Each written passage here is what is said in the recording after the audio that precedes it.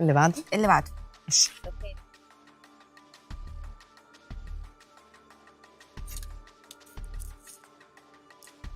هيطلع لك ايه؟ هتعرفي تقريها ولا لا؟ هتشوفي. المشكلة مش فيا. هبهرك. المشكلة مش فيا. ايوه عارفه هتقولي هبهرك. ايه؟ ايه بقى؟ الجمال. الجمال يا بنتي. الجمال. البرنامج ده برنامج كبار. انا طبعا انت بتندمي ان انت جبتيني. لا والله يا بس انا فكرتيني برحمة احمد، كنت قاعده ما تقولي البرنامج ده بتاع كبار قوي. انا اتفه من كده. في 2025 اترشحتي ضمن قائمة أجمل 50 وجه في الشرق الأوسط. بتفرحي بالتصنيف ده ولا بتخافي يتقال إن هي بتمثل عشان هي بنت حلوة؟ مركزتش اصلا، يعني عايزه اقول لك انا كنت مسافره جالي تليفون ان انا من اجمل 50 وجه في الشرق الاوسط. ضحكت قلت لهم بجد؟ قلت له اه. قلت لهم ماشي.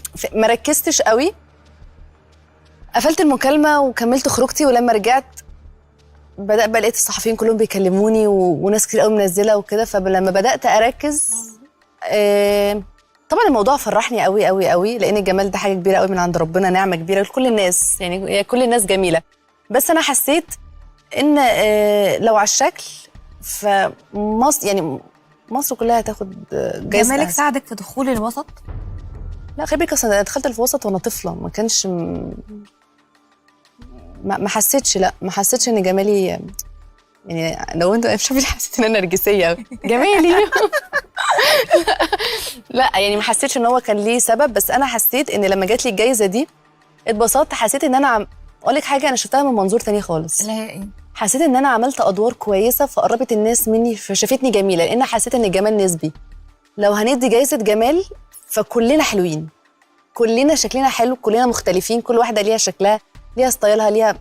فانا حسيت ان الجمال مش جمال شكل بس، بالعكس روح وشخصيه وقرب من الناس فانا خدتها من الحته دي، اللي هو انا اتبسطت، بس انا اكيد قدمت حاجه لذيذه خلت الناس تشوفني جميله.